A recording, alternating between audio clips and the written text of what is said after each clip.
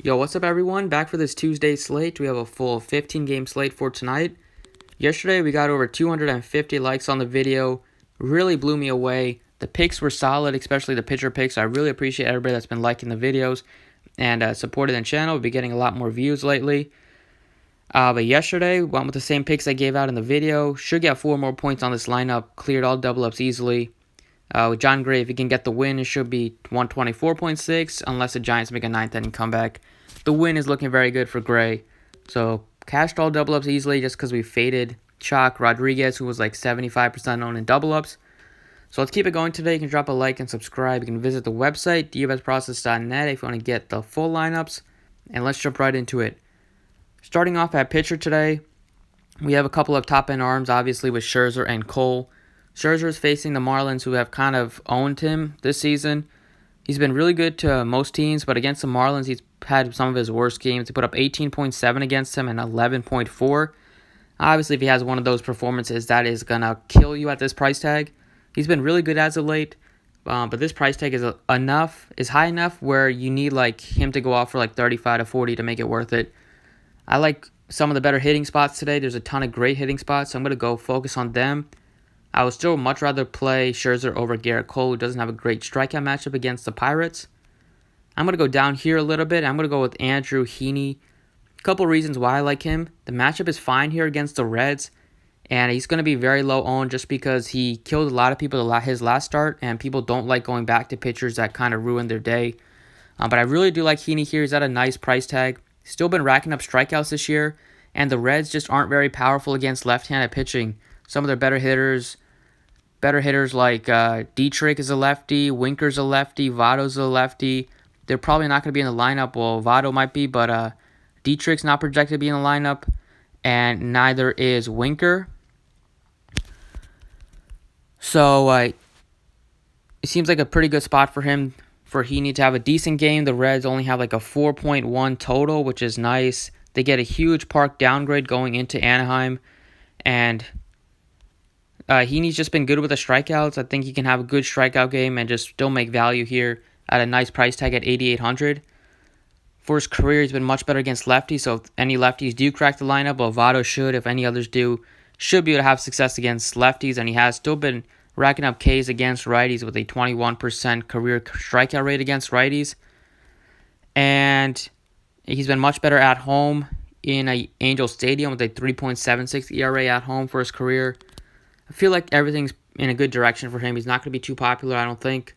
And the spot is pretty good here against the Reds, so I like him. And then I really love Jack Flaherty here. He's going to be my favorite pitcher of the day. 7,900 is too cheap for Jack Flaherty. He's been racking up strikeouts this season, especially against right-handed bats. And he's going to get to face a very righty-heavy Oakland team that also loses their DH. Oakland is very righty-heavy. The only lefty in the lineup is like Olsen, and then he has a switch hitter in Profar, who's not having a great season. But Flaherty should get majority righties, and he's been lights out against them. 206 average against righties this season, just a 363 average. Slugging percentage. He has a amazing 31.8% K rate against righties, a 3.07 xFIP, and at home he's been really good this season, a 2.49 ERA at home, 6.68 ERA on the road. So pitching at home in Busch Stadium against an American League team that loses their DH, I love the spot here for Jack Flaherty. He's way too cheap at 7,900. Love those two pitchers. Lets you pay up for some bats, and we have a ton of great bats today. At first base or outfield, I love Jay Bruce today. He's at 4,400. The Phillies have one of the higher totals on the slate, facing Walker Lockett, who is just not a good pitcher.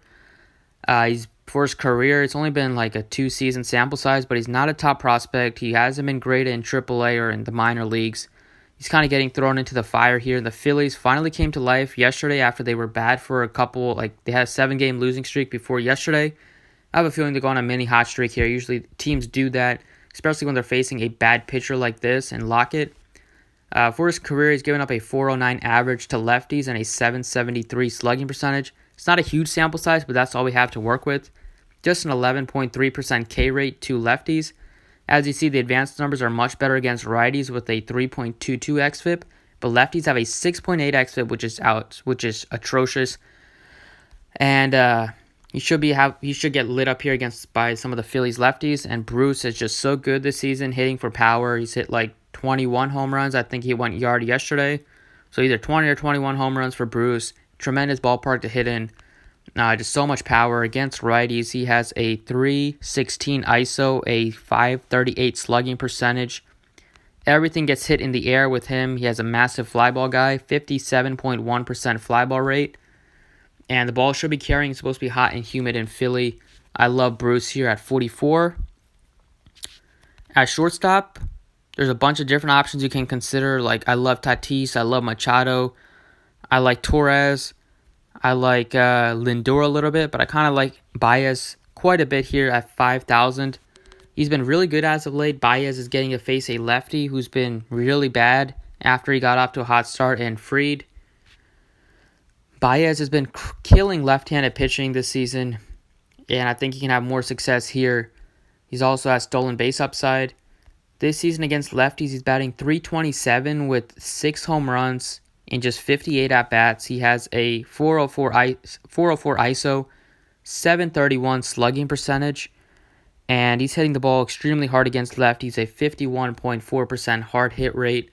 I love the spot for Baez. It's a great spot facing Fried, who's been so bad after he got off to a hot start, after he got off to a good month, but teams look like they figured him out. He's not a extremely hard thrower. He throws like low 90s. He's been bad on the road with a .473 slugging percentage. The wind should be blowing out again, so chance for the Cubs to hit a few more home runs. And he was off to a great start this season where he had a 2.3 ERA in the first month. He had a 4.11 ERA in May, and in June he's been getting killed with a 6.53 ERA. Opponents have a 5.62 slugging off of him and a 3.37 average this month. I feel like Baez can do some damage here at 5,000 given his incredible numbers against lefties.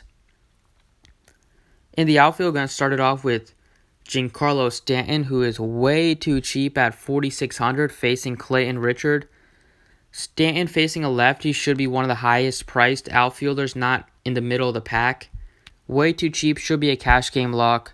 We know he murders lefties. I'll show you the numbers for him. He's much, much better against lefties than righties in terms of power for his career.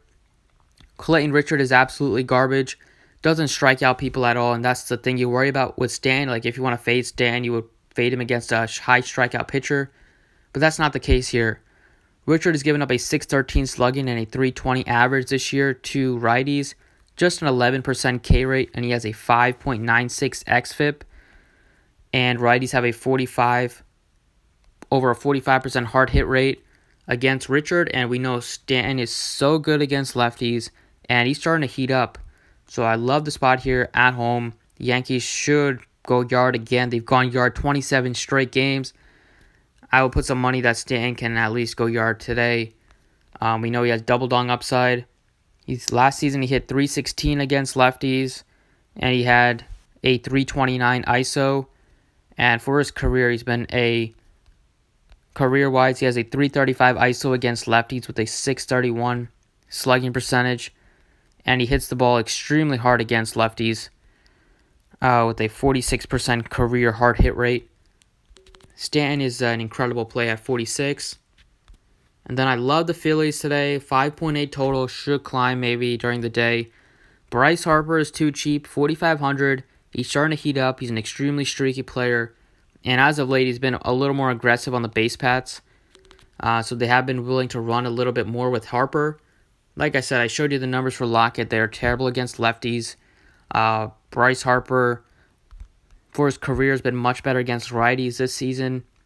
He's been a little better against lefties, but it's a small sample size. That number should even out. But just has so much raw power. And he's really heating up, and it's a tremendous ballpark to hit in. Tremendous hitting conditions. Career-wise, 284 average against righties with a career 249 ISO and a 533 slugging percentage.